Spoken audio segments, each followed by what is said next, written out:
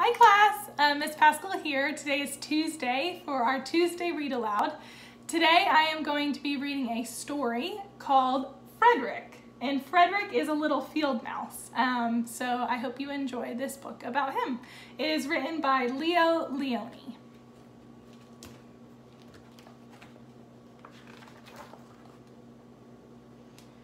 All along the meadow, where the cows grazed and the horses ran, there was an old stone wall.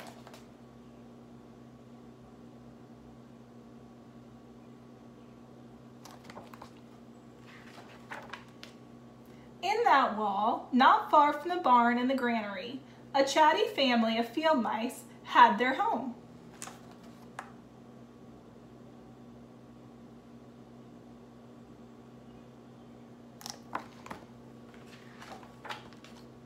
But the farmers had moved away, the barn was abandoned, and the granary stood empty. And since winter was not far off, the little mice began to gather corn and nuts and wheat and straw. They all worked day and night, all except Frederick.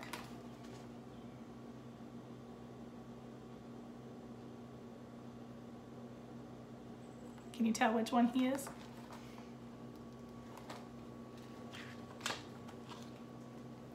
Frederick, why don't you work? They asked. I do work, said Frederick. I gather sun rays for the cold, dark winter days.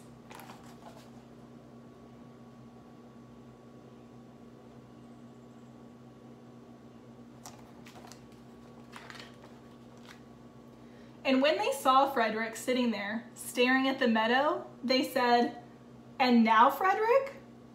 "I gather colors," answered Frederick simply, "for winter is gray."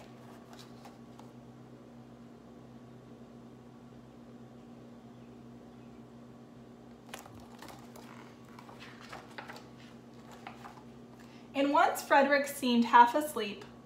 "Are you dreaming, Frederick?" they asked reproachfully. But Frederick said, "Oh no, I am gathering words. For the winter days are long and many, and we'll run out of things to say."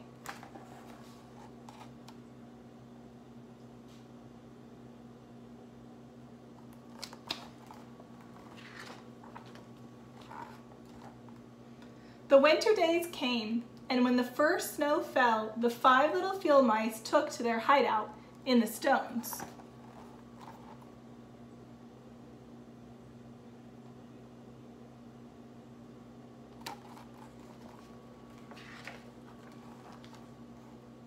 In the beginning, there was lots to eat, and the mice told stories of foolish foxes and silly cats. They were a happy family.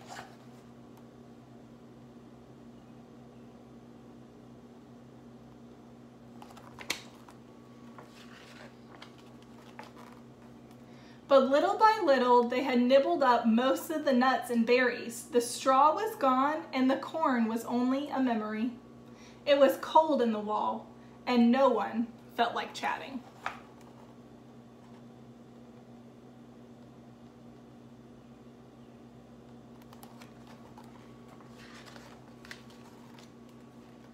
Then they remembered what Frederick had said about sun rays and colors and words.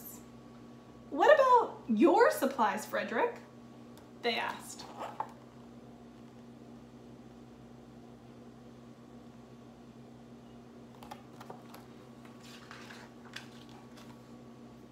"Close your eyes," said Frederick, as he climbed on a big stone.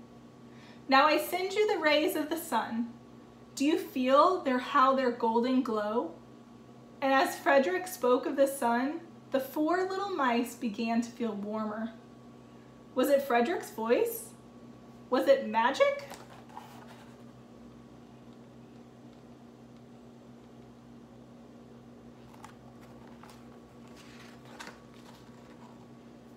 "And how about the colors, Frederick?"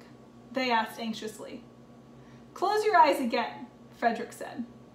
And when he told them of the blue periwinkles, the red poppies and the yellow wheat, and the green leaves of the berry bush, they saw the colors as clearly as if they had been painted in their minds.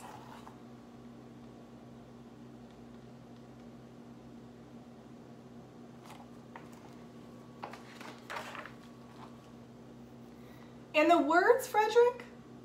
Frederick cleared his throat, waited a minute, and then, as if from a stage, he said, "Who scatters snowflakes? Who melts the ice? Who spoils the weather? Who makes it nice? Who grows the four-leaf clovers in June? Who dims the daylight? Who lights the moon? 4 little field mice who live in the sky. 4 little field mice like you and I. 1 is the spring mouse who turns on the showers. Then comes the summer who paints in the flowers. The fall mouse is next with walnuts and wheat, and winter is last with little cold feet. Aren't we lucky the seasons are 4? Think of a year with 1 less, or 1 more." When Frederick had finished, they all applauded. "But Frederick," they said, "you are a poet."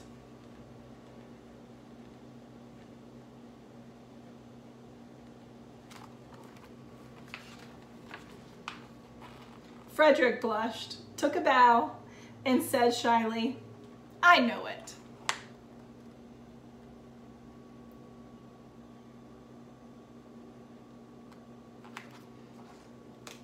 The end. This is our quick little story about Frederick the field mice, who is a poet. So if you were to guess, my challenge for you guys today is to write a poem. So I know in class we learned about haiku poems, we learned about rhyming poems, we learned about acrostic poems. There are lots and lots of different styles of poems. So today my challenge for you guys is to go outside and to sit and to look around you and see the different colors around you and to write a poem about what you see around you outside.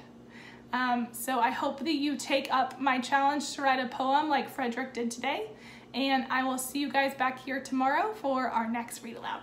Okay, bye guys.